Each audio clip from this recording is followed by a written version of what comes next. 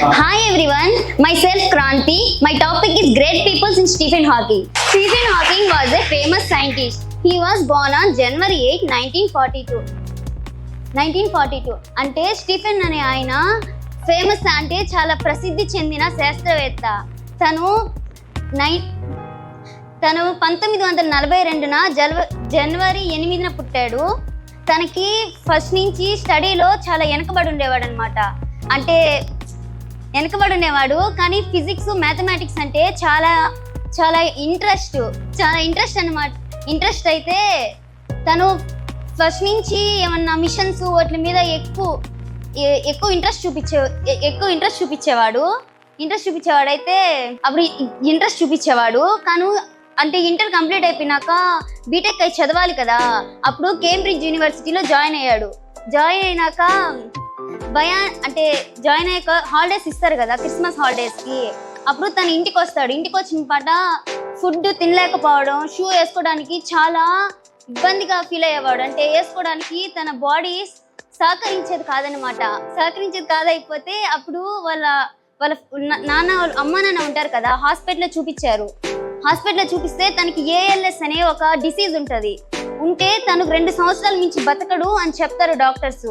చెప్తే ఇంకా బతకడు అని చెప్పిన తర్వాత సరే, కానీ తను ఆయన పట్టించుకోడు అసలు.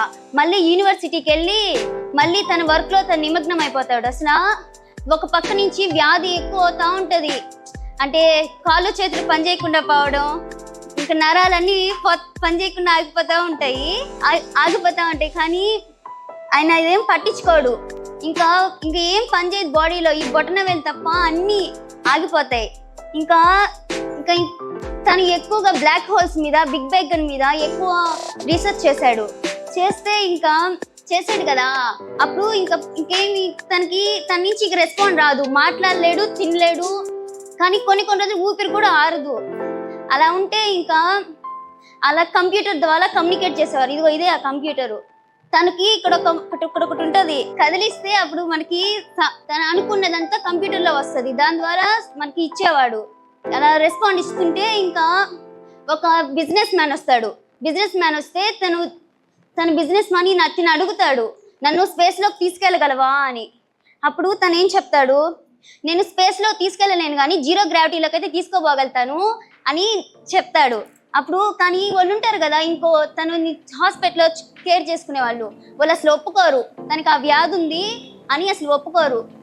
కానీ తను పట్టించుకోడు అసలు. 0G అని తన ఫ్లైట్లో తీసుకోబోతాడు.